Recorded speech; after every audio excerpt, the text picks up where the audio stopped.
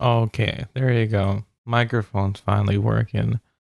I want to quickly go through this paper, and I'm postponing the logic stuff. I don't know, because I didn't get good sleep. I tried to schedule this stuff properly, but I forgot to include within my scheduling or calculations that after work I get exhausted and I fall asleep. So I did get to read through my assignments and understand how to do it, etc. It took about less than 50 minutes. Uh, but the second I finished, I laid down in bed and just fell asleep for 4 hours. Then I woke up 8 o'clock. Um, I woke up 8 o'clock, and now the whole thing that I had planned is in shambles. Well, next time I better calculate how to fit these things in because I didn't know that I'd fall asleep. But I mean, it's expected. Okay, I'll start. I just found this interesting paper. It had an interesting title, that's why I'm reading it. I just wanted to go through it.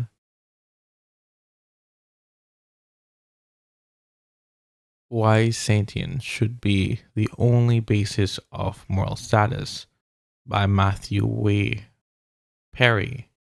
Abstract. It is fairly commonplace to think that the capacity for sentience need not be the basis or the only basis of moral status.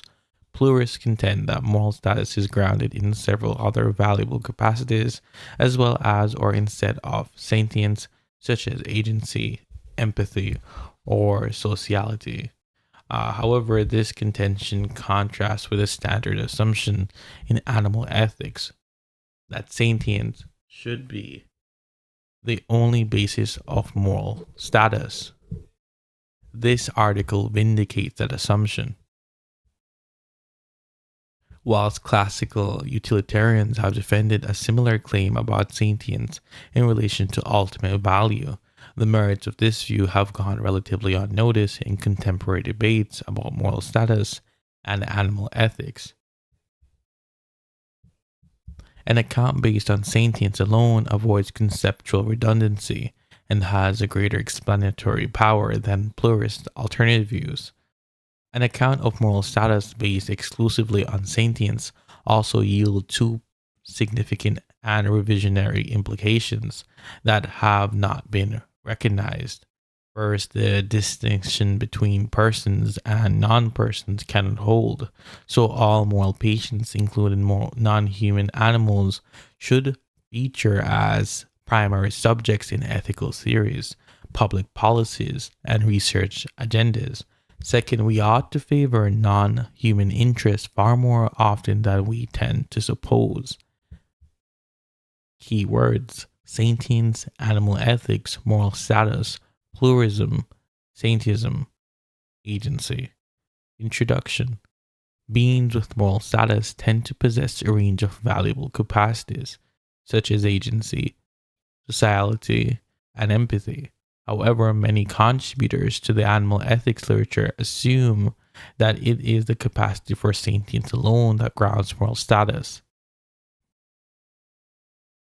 But what justifies this assumption? Should we really exclude the possibility that other properties might ground a being's moral status, as well as or instead of sentience? Indeed, pluralist account of moral status, according to which moral status has not been, but like it has several bases, are commonplace. They are generally motivated by at least two concerns. First, many people embrace the view that persons, i.e., those who possess rational agency, are relevantly morally different from non persons. Persons are generally considered to not only have higher but a distinct kind of moral status. On some views, this justifies rights for persons and mere interest consideration for non persons.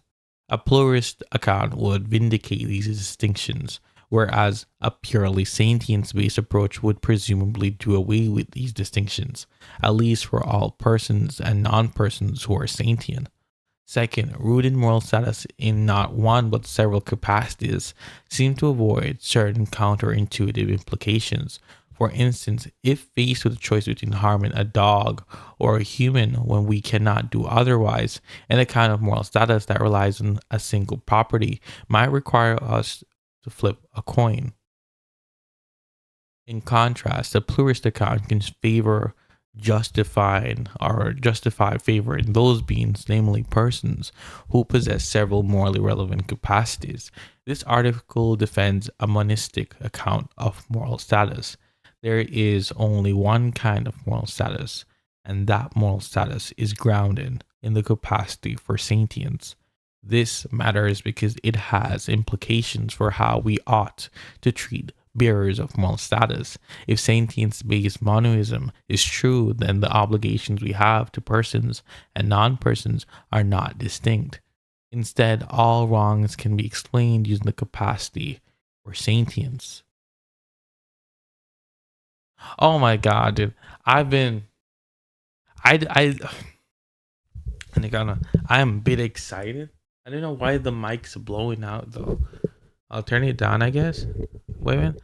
One, two, three. Turn it. One, two, three. I need to get in the yellow zone. One, two, three. That's good. Hopefully it doesn't cut out. Clip. One, two, three. There you go. Maybe a little bit.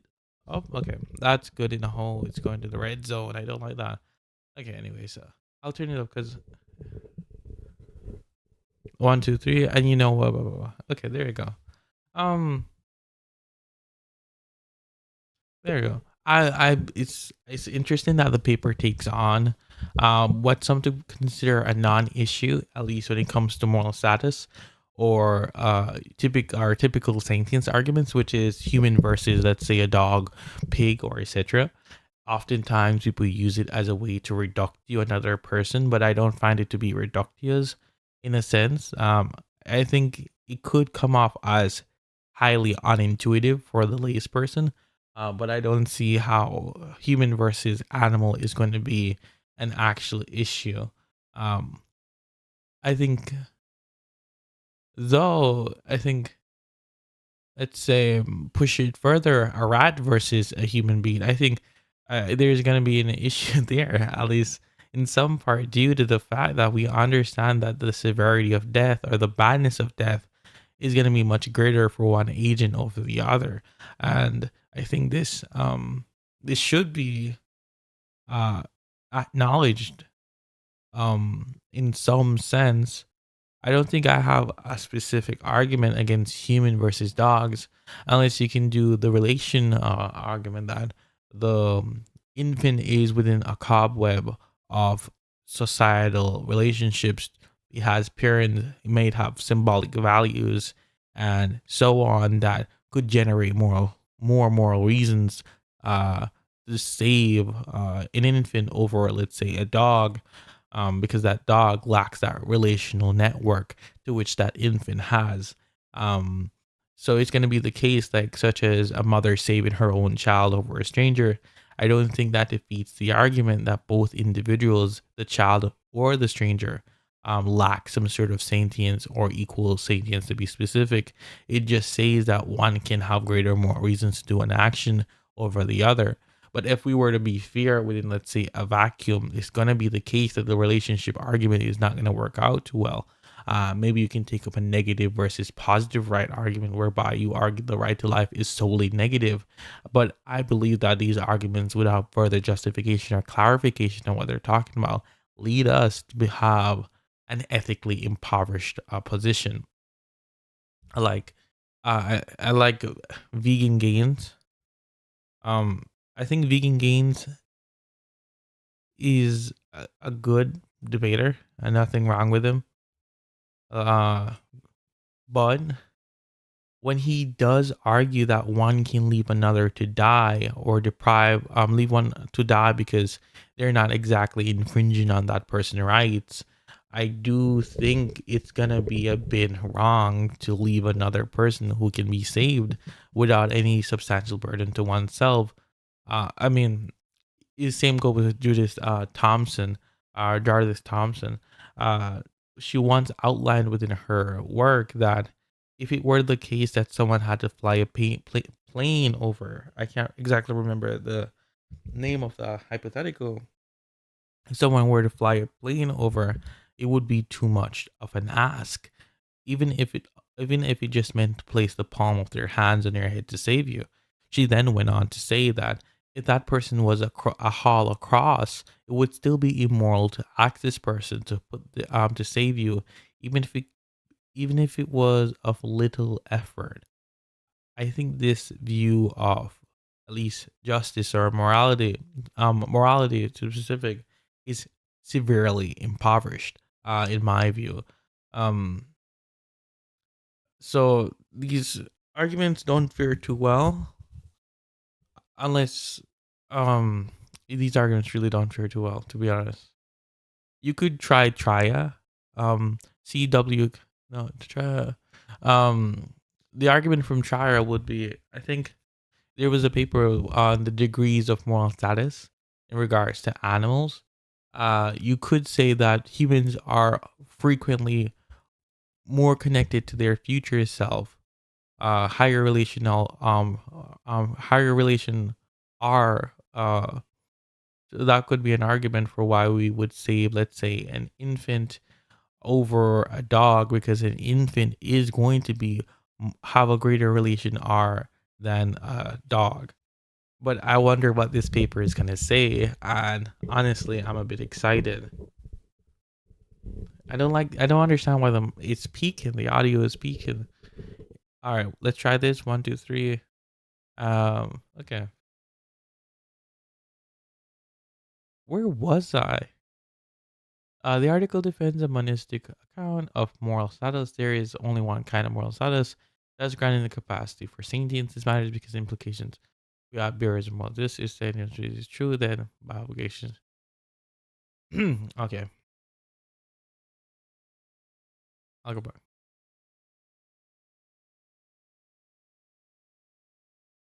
If faced with a choice between harming a dog or a human when we cannot do otherwise, an account of moral status that relies on a single property might require us to flip a coin.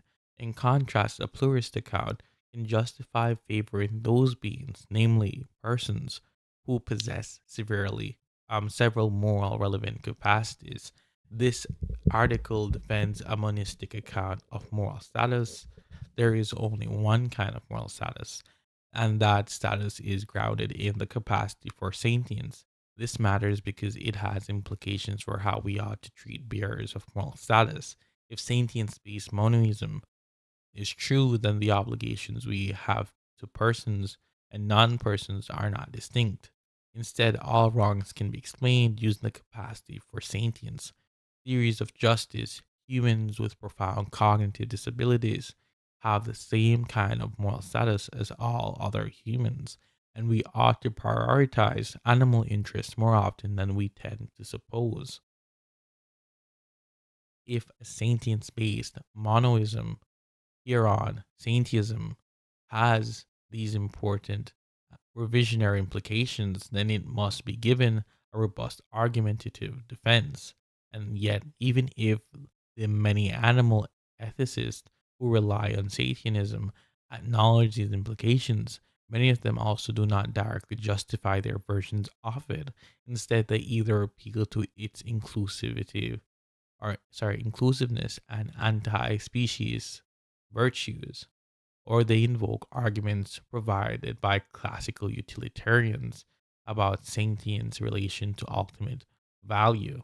According to the latter argument, it is the capacity for an experience of pleasure and pain that defines well being, the good and the right action.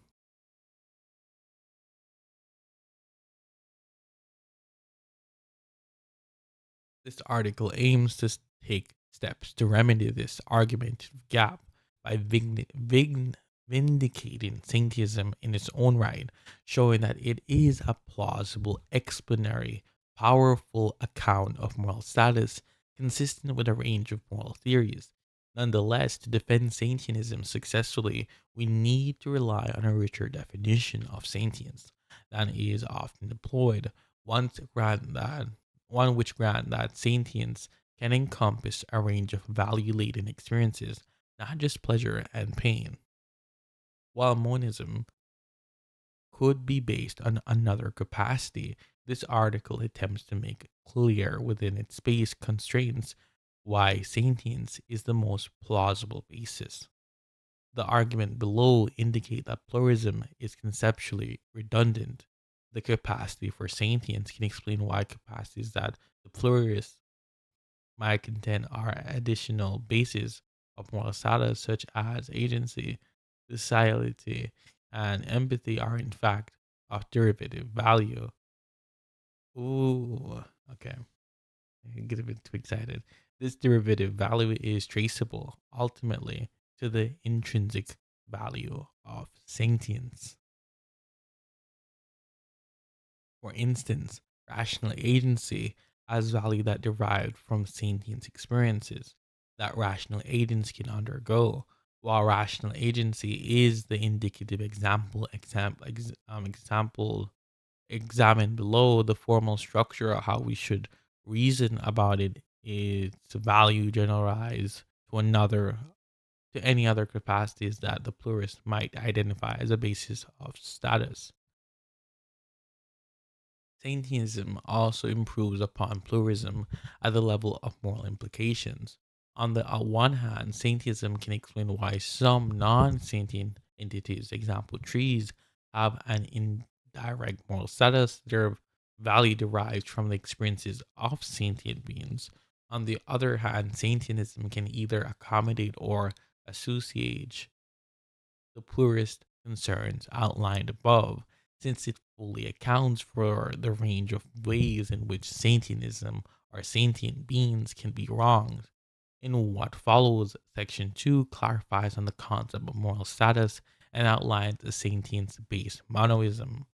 Section 3 then develops the pluralist challenge that based on two motivations above. Section 4 explains why sentientism needs not rely on pluralism to account for the value of a range of entities and capacities we tend to think of as being morally valuable. The focus here will be on rational agency as the indicative example. Section 5 shows that sentientism also improves upon pluralism at the level of moral implications. The article concludes that there is only a single basis of moral status, and so pluralism is conceptually redundant and indeed normatively misguided. Non human animals matter morally for the very same reasons that we do.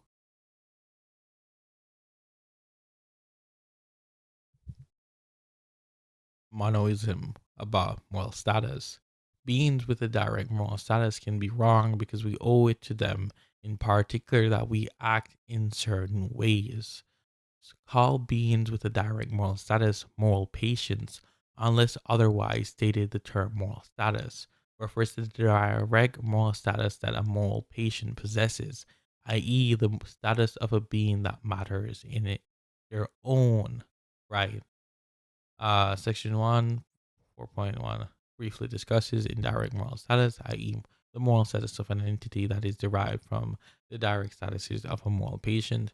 To make sense of what it is to be a moral saint patient, we require two assumptions. First, all moral patients have intrinsic value. The intrinsic value of moral patient refers to the location of the value of that being. If it is intrinsic rather than extrinsic, then the value is held by the being. The being carries the value with them. Their value is not therefore solely derived from their worth or importance in their contingent relations to other entities. If moralist patients did not have intrinsic value, it would be hard to make sense of the idea that actions could wrong them directly. Entities without intrinsic value, such as works of art, might have some kind of moral importance, but it is indirect. We do a wrong to these entities only when what we do to them wrongs something which has intrinsic value, such as living beings. Second, moral patients possess intrinsic value in virtue of possessing a particular property which has or properties which have intrinsic value. The general idea here is that your intrinsic value inheres in a certain property or properties that you possess. Example, a particular capacity. If your intrinsic value did not inhere in one or more natural properties, an account of moral status would fail to make sense of why you should be thought of as being intrinsically valuable. For this reason, we may set aside entirely interpretivist or relational accounts of moral status. Given this, a theory of moral status aims to specify the properties or properties that matter and to explain how, in light of what matters, moral patients can be wronged, consistent with relevant differences existing among moral patients. Monistic accounts that include non-human animals tend to base moral status on sentientism or sentience. Sentience is the capacity to experience things as valuable or disvaluable. This article assumes that sentience has intrinsic value. However, this assumption is particularly plausible in light of the fundamental role shown below that sentience plays in the overall structure of moral value. Bearers of sentience have interest in achieving what they experience as valuable. This does not mean that sentient beings must be able to grasp the world as full things, or full of things. Instead, it simply means that a world full of things is a world in which a being with sentience will experience some of those things as valuable. By adopting the language of value following Korgard 2018, the full range of kinds of experiences a sentient being might undergo are taken into account. When our ends are achieved or obstructed, we can be affected in a myriad of diverse ways. These affect color or experiences with pain, joy, grief, sound, sight, and a host of different emotional and sensory inputs. Therefore, value concerns the many ways in which we might experience activities, object states, of affairs calling out to us has to be sought. The consensus is that many non human animals have these kinds of values laden subjective experiences. Notice that this understanding of sentience is broader than standard view in the monistic camp, which equates sentience with the mere capacity for pleasure and pain, or explicitly or implicitly. This more capacious account of sentience is more plausible, both as an accurate representation of sentience experiences and a basis for moral status. It accommodates the idea that bearers of sentience might and often do experience a wide range or array of emotions not reducible to pleasure and pain, such as grief, affection, anger, calm, anxiety, and excitement. It is important to clarify that a being need not experience the entire range of these emotive sensory states to possess sentience. On this broader notion of sentience, possessing the ability to experience value laden mental states is sufficient for possessing sentience, but which this valuable experiences a being has might vary widely depending on the kind of being in question. For instance, while elephants can experience grief, hamsters likely do not. Hamsters do experience other emotions such as excitement and stress.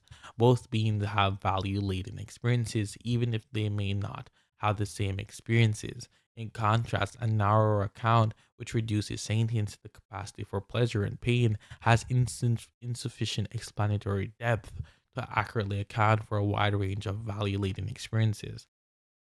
Oh, Shepard! Oh, I think I got a book from him. Um, I don't know if I don't know if he's making I should. Let me pause. Oh yeah, I read this guy's. I didn't read his book yet. I have it downloaded. It's called Consciousness and Moral Status. But um I don't know. I don't know if I don't know if this author is making fun of Shepard because I've heard other artists say some stuff about him. Um, like how one article said that Shepard confused of status with moral moral value with moral status, because he kept saying that non-conscious entities can have moral status.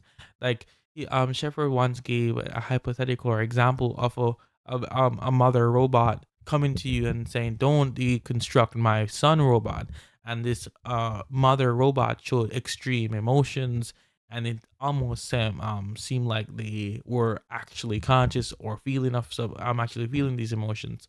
And then another person said it Shepard example was a bit misconstrued, because it be it'd be greatly mistaken on the part of the agent when deliberating on such issues to really believe that a robot could actually feel emotions.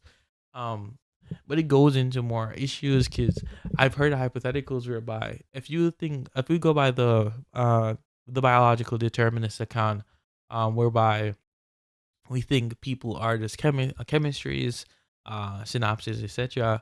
Wouldn't it be the case that if we could rebuild or create an AI that has a brain that functions nearly exactly to ours, would we really dismiss their emotions to be real emotions? And I don't think that.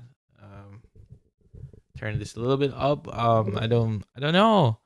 I disagree on Shepard on that point. His some of his non-conscious entities are interesting. It raises some questions, but I think it's a bit I don't know. Like he once brought up P zombies, then brought up Vulcans, then he then brought up angels, um, to prove a point.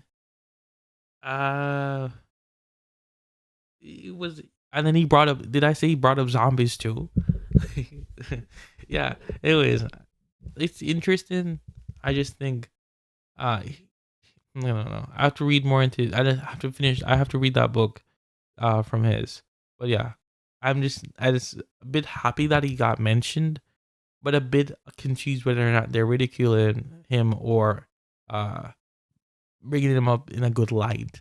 Because I don't know if he might be confusing Saint. He might be the one who was confusing Satanism, or reducing it to just pleasure and pain. Um, I don't know. I got offhand a bit, but yeah. Wait, is it the book they're mentioning? Because they said page 49 to 51, and the book came out. The book did come out in 2018 or something like that. Anyways, I'll go back. Okay, where is it? Okay, Shepherd 2018.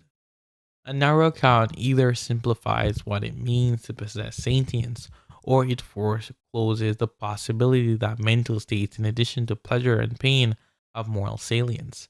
In contrast, the broader value based notion of sentience endorsed here captures the wider range and character of sentient experiences beyond pain, pleasure, dichotomy.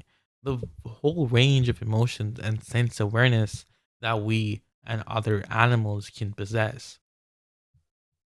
With the basis of for moral status clearly identified, Sentientism will interpret sentience in terms of this interest of sentient beings. Interests which differ depending on which capacities those being possessed. On this view, moral patients have the same kind of moral status because they share the same underlying capacity, but how we ought to treat them differs depending on the weight and kind of interest they possess. This is too is an idea borrowed from many classical utilitarians, with its most popular contemporary formulation being Peter Singer principle of equal consideration of interest. According to this principle, we must consider all sentient beings like interest equally. This in virtue of the fact that they all have the same kind of moral status, and give me a second, all kind of the same moral status based on the same underlying capacity for sentience, even if their particular interests vary depending on what other capacities they possess. It follows that cause and sentient being such as a dog, a human, or a shrimp, needless pain result in the same kind of wrong, despite the varying capacities, because all sentient beings possess interest, example, in avoiding pain, that ultimately derive from sentience. Section 5.2 clarifies that adopting this version of monoism needs not require us to provide all sentient beings with equal treatment. I want to read this. Thanks to the two anonymous reviewers of this journal for promoting a better contextualization of the article against other sentient views. Despite being capricious, we can talk about we can still talk about a single capacity for sentience due to the ununified phenomenological structure of sentient experiences. Lee 2024, Shepard 2018. Oh my god. Uh, I knew Shepard. Come on. Come on, you gotta do better. I don't know if I want to read this book. No. Because I've heard so much negative stuff about his own opinions. I've read over some of his papers. I'm not impressed. I'm not impressed at all. But I don't want to dismiss him. Anyways, with equal treatment, we ought to treat different beings differently if equal consideration find that some will be greater relative disadvantages than others. McMahon 2002. Nice. Adopting this for broader notions of sentience, it follows that our capacities are valuable to us because we either directly experience them as valuable or they indirectly help us to experience what is valuable for to us. In turn, we wrong others by undermining or obstructing their pursuit of the things they experience as valuable, including their capacities. For instance, if someone is an excellent pianist who loves their art and their fingers are then broken by an envious competitor. Part of the reason the competitor's reasons is wrong them is because they undermine the pianist's capacity to play, which the pianist experience are highly valuable. This approach accounts for the range of wrongs through the effect that those wrongs have on what we experience to be valuable with our sentience. Not only that, but it does so while applying across various species of animal that possess the capacity for sentience. For instance, since squirrels have the capacity to bury nuts, we would wrong a squirrel if we were to break her paws, because her paws are derivatively valuable to her in satisfying her interest in burying nuts. Similarly, scents are valuable to dogs because dogs have developed olfactory systems that, through their capacity for sentience, they experience as valuable. So we wrong a dog if we obstruct her interest in exploring scents. As a result, while moral patients differ in their experiential capacities, there is no one big difference between moral patients that is relevant to justify all differences in treatment. Instead, those differences simply structure and affect the ways in which moral patients can be wronged. To see the appeal of this view, consider an objection. Imagine again that an envious competitor breaks a pianist's hand and the pianist's skill is never the same again. The pianist has been whoa. Again, however, this time also imagine that the pianist does not actually experience playing the piano as being valuable, and so it does not matter to them that their skill is lost. If moral patients can only be wronged insofar as they actually value whatever capacity is being undermined, then it seems that the pianist is not wronged, but this view is mistaken. It rests on an overly narrow understanding of valuing. A being need not presently value something, and indeed she not ever directly value that thing for it to be valuable to her. To account for this, we might explain some wrong in direct terms. The patient, if they break their hand because the competitor indirectly undermines other things the patient pianist needs, does value such a being does value such as being able to make tea and take photos.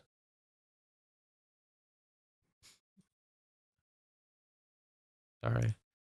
To account for this, we might explain why some wrongs in um um indirect term. I'm sorry, where am I? Did I lose track? But this view is mistaken. It rests in an overall narrow understanding of value. A being need not presently value something, and indeed, she need not ever directly value that thing for it to be valuable to her. To account for this, we might explain some wrongs in indirect terms. The pianist may not directly value playing the piano, but the competitor still wrong the pianist if they break their hands, because the competitor indirectly undermines other things the pianist does value, such as being able to break tea, make tea, and take photos and type easily. Indeed, as it will become clear in section 4, indirect instrumental value might have huge moral importance to us. So it makes sense to say that whether we directly or indirectly value some capacity, object, activity, or state of affairs, we can be wrong by having that value undermined or obstructed. Of course, it would also be wrong because the pianist's value is being free from pain and distress. Uh, that was a good adder. The plurist challenge. In contrast to the monist, the plurist adopts the view that there are multiple possible criteria for moral status. To bring important context and clarity, this section will explain what motivates pluralist theories before summarizing the thrust of article arguments against them. According to the pluralism, a single further intrinsically valuable capacity on top of sentience makes a difference to the kind of moral status that being has, and so makes a difference to all kind of treatment they should receive. On this pluralist view, if A has sentience and B has both sentience and agency, then B's moral status is fundamentally different from A's. Different kinds of moral status are thought to correlate with different kinds of intrinsically valuable properties, whereas monism claims that all variations in kind can be explained by interpretation of the same capacity. Pluralism holds that different beings have fundamentally different moral statuses, depending on how many are and what type of intrinsically valuable properties they possess. Of course, some interpretations of the same capacity is still required to accommodate differences between those who have the same kind of moral status. For example, on the pluralist view, the wrong of torturing a dog is entirely different in kind from torturing a human. But while torturing two humans is the same kind of wrong, the nuances of why and how it is wrong may differ depending on the differences between the two humans. For instance, they may differ based on the way the torture is carried out, the feature of the individual, or the severity of the torture. Monism and pluralism therefore disagree on two fronts. First, over how to account for differences in the capacity of moral patients possesses, and second, over whether there is more than one kind of moral status. These points reveal a third disagreement: whether more than one capacity has intrinsic value. Pluralism is motivated by at least two concerns. The first arises from the strong intuition many have that there is a morally momentous distinction between persons and non persons. Pluralism makes sense of this intuition, consistent with a concern about inclusivity. That is, it would be easy to explain this distinction according to less inclusive view of moral status. For instance, according to the traditional Kantian view, only rational agency grounds moral status, and only typically persons therefore have moral status. Since a less inclusive view is now accepted as wildly implausible, pluralism instead holds that persons have a worth that is different to or higher than that of non-persons in virtue of possession of further intrinsically valuable properties standardly grounded respect towards persons as opposed to the interest consideration towards non-persons. Pluralism therefore a pluralist about this basis of moral status might instead argue that several different properties generate the same kind of moral status. We can put this version of pluralism to one side for two reasons. First, as it will become clearer below, it fails to vindicate the two concerns of motivating pluralism. Second, given that wrongs are explained in terms of which forms the base of moral status, It faces a challenge in reconciling the basis of moral status with a consistent explanation for how we should understand those wrongs. For a particularly well-refined version of this view, go to Woolward 2000. I'll go to this. Can I go to it? Follow this link. What? Where is it? I want to see that link. Um, Woolhard, utilitarianism, doing action. Okay, I'll read that later. Where am I?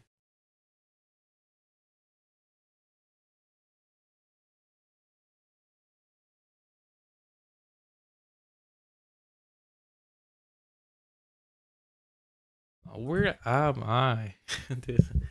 Good. Just suddenly skip and then you pass everything and then you can't even. Like, I'm trying to find where this thing is. I can't even find it. Um. Where is it?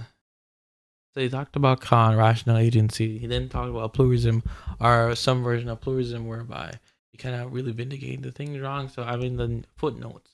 Where in the footnotes am I? Where are the footnotes? Is it right here? I'm nowhere that far.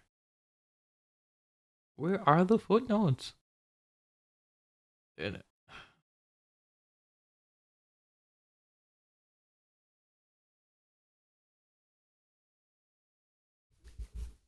Oh, there we go. I found it.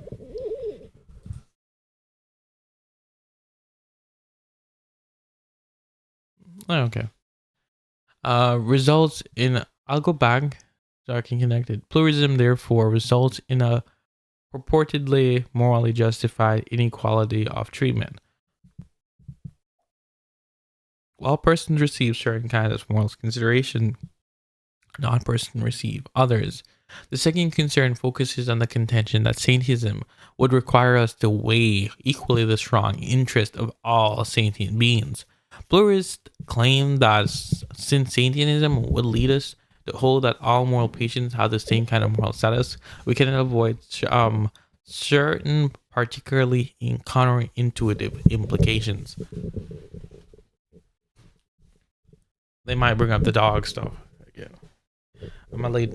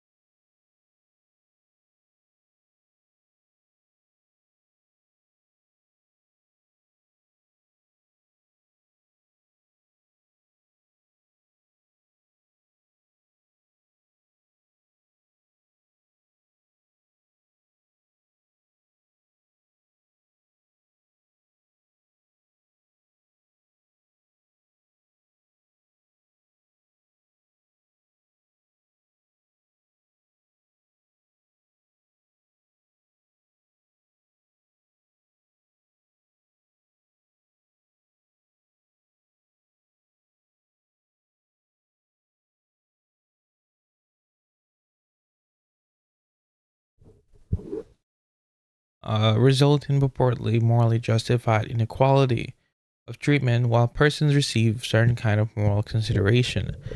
Non-persons receive others. The second concern focuses on the contention that Sentientism would require us to weigh equally strong interests of all sentient beings. Pluralism, or pluralists, claim that since Sentientism would lead us to hold that all moral patients have the same kind of moral status, we cannot avoid certain particularly counterintuitive implications.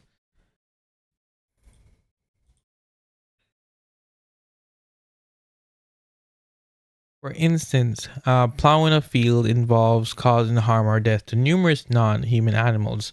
As such, pluralists contend that Sentientists would have to say that we should not plow the field. So, assuming it's intuitively permissible to plow the field, Sentientists appear implausible. Similarly, if faced within the choice between harming a dog or harming a human, When we cannot do otherwise, many have the intuition that we ought to harm the dog. And yet, Sentience seems to commit us to the counterintuitive conclusion that we ought or we should flip a coin. Various examples of this sort appears to produce a reductio ad absurdum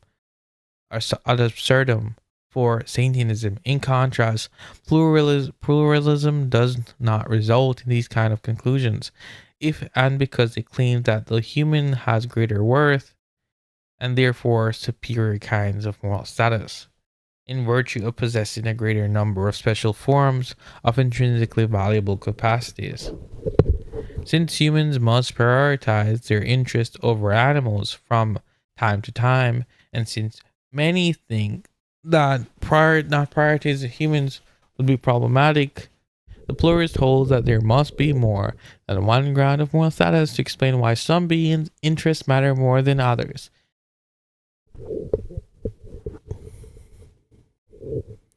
Pluralism about the basis of moral status has broad appeal, but it is mistaken. We ought to prefer Sentianism because it achieves a greater balance between conceptual parsimony and explanatory power. Oh, my bad, my bad. But it is mistaken. We ought to prefer Sentianism because it achieves a better balance between conceptual parsimony and explanatory power while also being normatively appealing. A sentience-based form of monism not only produces intuitively pleasuring implications of its own, but can account for an usage that concerns just noted. Briefly put, Sentianism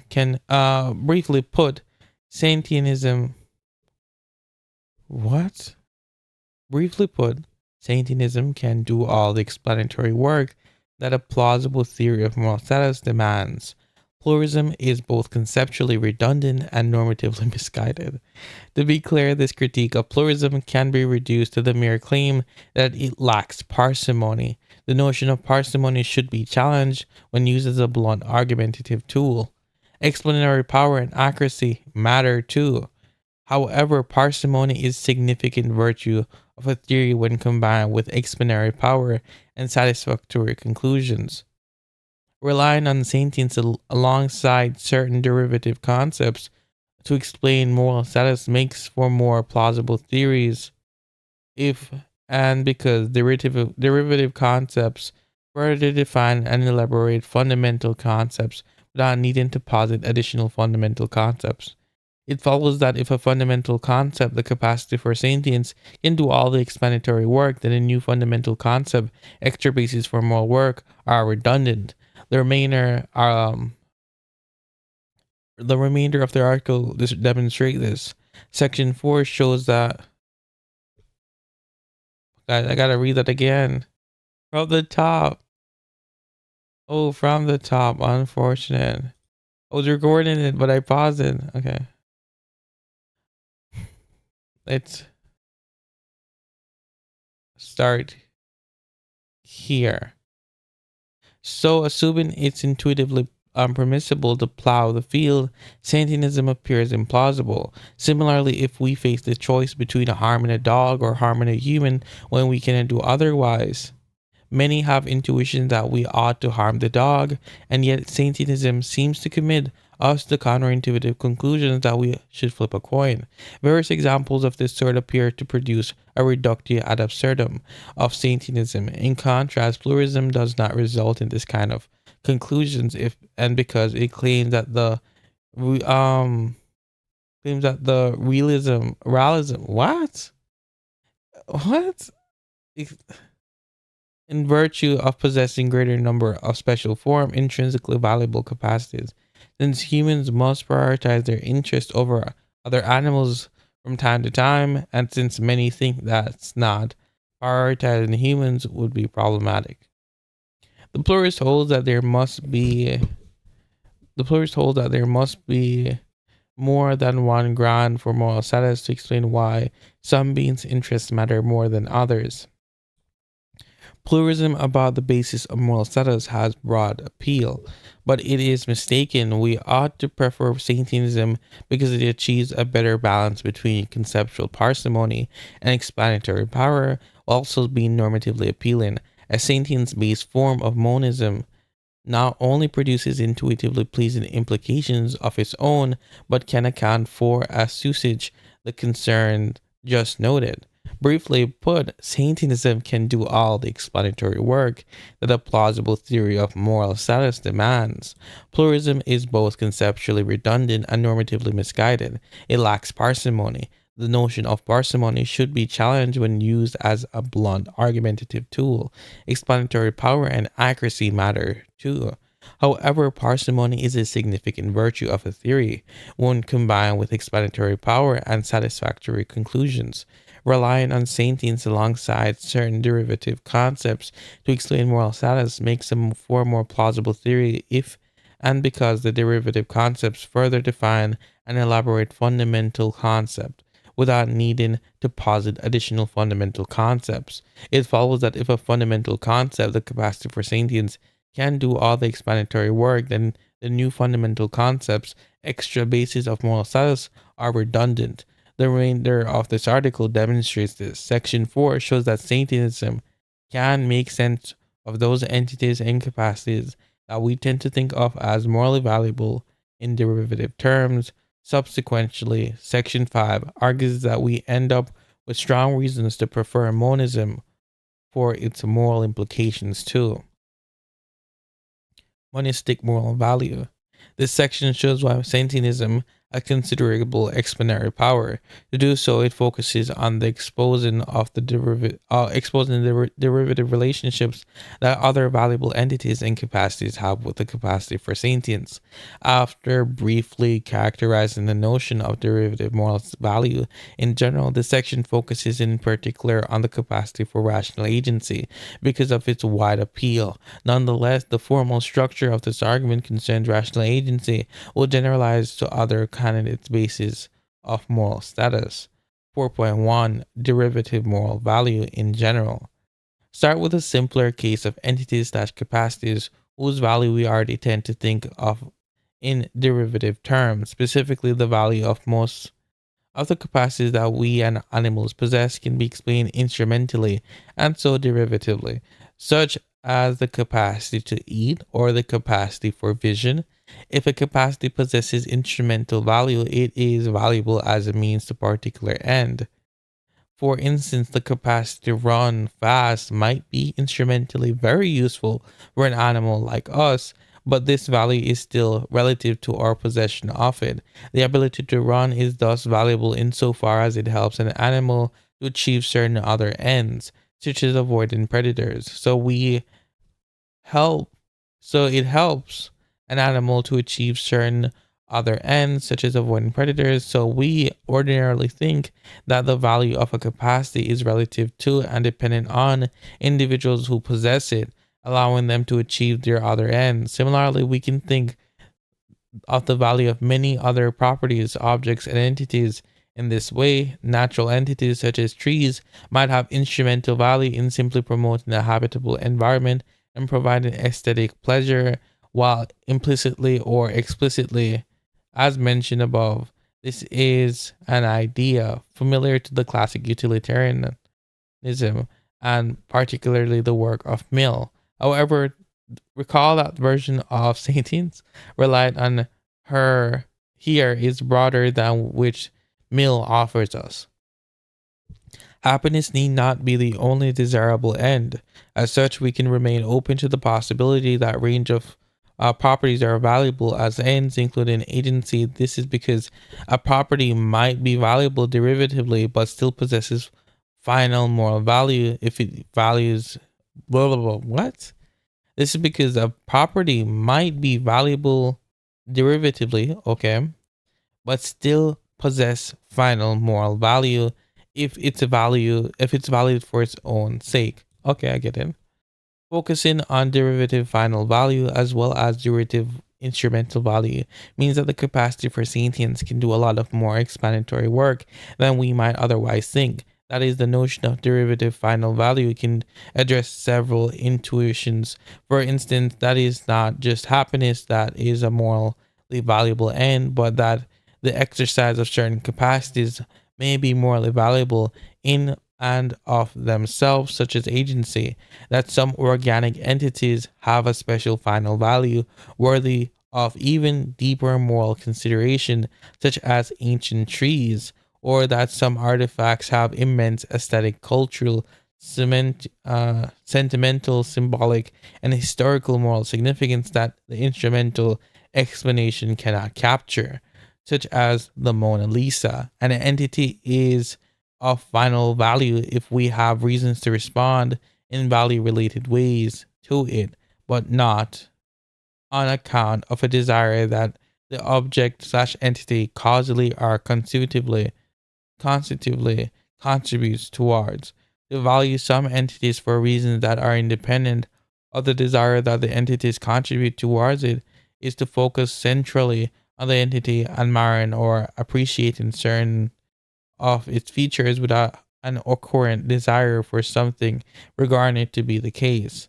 This is by no means inconsistent with also possessing an active desire to use entities for satisfaction of other ends, but it is distinct because this form of attention does not involve an interest in doing so, anything regarding the entity. To illustrate, consider an ancient red cedar tree. We might have certain active interest in these trees to get some fresh air from them or to experience some moments of enjoyment or joy by being in their presence.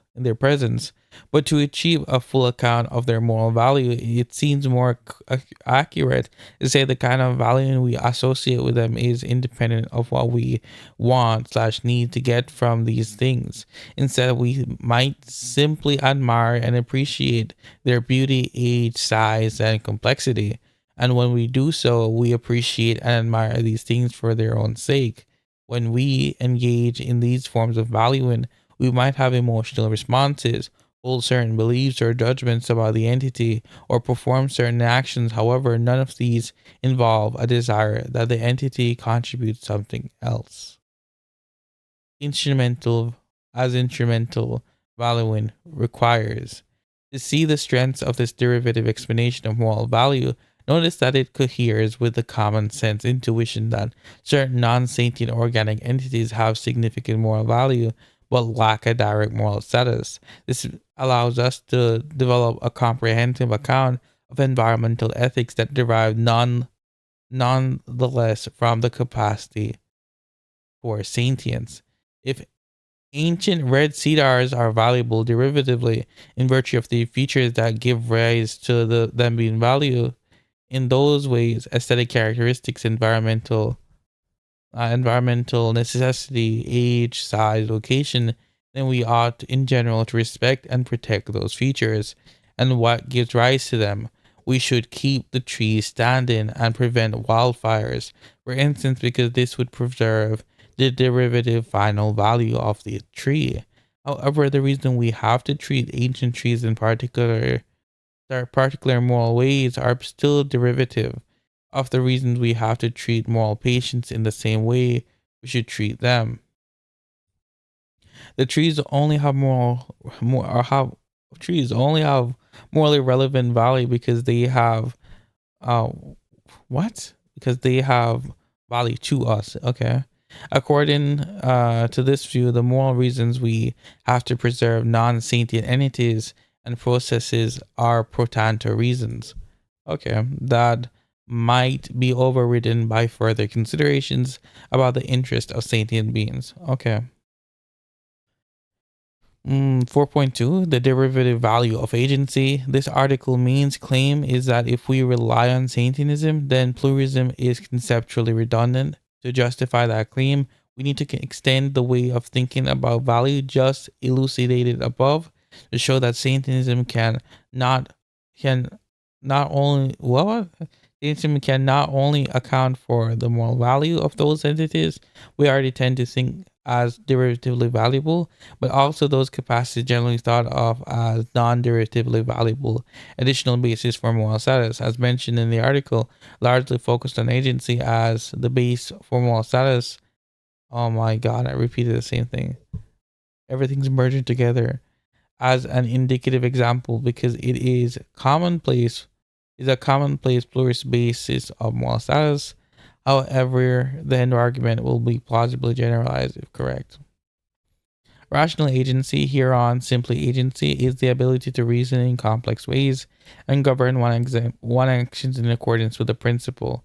In contrast to a squirrel, if B eats a sandwich based on the specific judgment that is provided in a balanced, nutritious meal, then she acts out of agency. If she instead sees the sandwich and immediately gobbles it up, then we might suppose that she is acting without the use of her agency. Many rely on an intuitive argument to elicit support for the idea that agency has intrinsic value and should be a basis of moral status. We might use various reasons to support this intuition, but two of the best concerns difference and excess. The first account, the argument is that even if we know what course of action would be best in terms of welfare, we ought to defer to an agent's judgment to allow them to govern their own lives. We resist paternalism even if they pursue what would be objectively bad for their well being, because respect for their self governance, this is intended to pump the intuition that agency might be an intrinsically valuable capacity. On the second account, the idea is there are goods which are uniquely accessible through using our agency. Without agency, we cannot author our own life plans or reason in complex ways. Again, this is intended to be indicative of intrinsic value of agency as a basis for moral status. Intention-based arguments can be undermined by showing that they can be debunked, or that the intuitive pull of the argument can be accommodated in alternative ways that is better justified. If believing that agency has only extrinsic value derived from the capacity for sentience can fully explain why it is of value, then we ought to doubt the intuition that it has special value, establish the case in favor of agency as a basis of moral status. Um, two clarificatory points should be noted. First, the critique of difference argument and excess argument provided below are consistent with the range of positions in the debate between paternalists and anti-paternalists, because we might still adopt different views about how much importance we should assign to agency. Instead, these arguments target the underlying explanation for why we should believe that agency has fundamental moral value in the first place. I think I'll end it there. I'll end it there for now. And I'm probably just going to plug it into GPT and just ask. Sorry, close. Plug in GPT and just ask what he talking about a dog versus the human. I don't know. All right. I'll finish the rest later in the day or tomorrow. I need sleep again. My body's still exhausted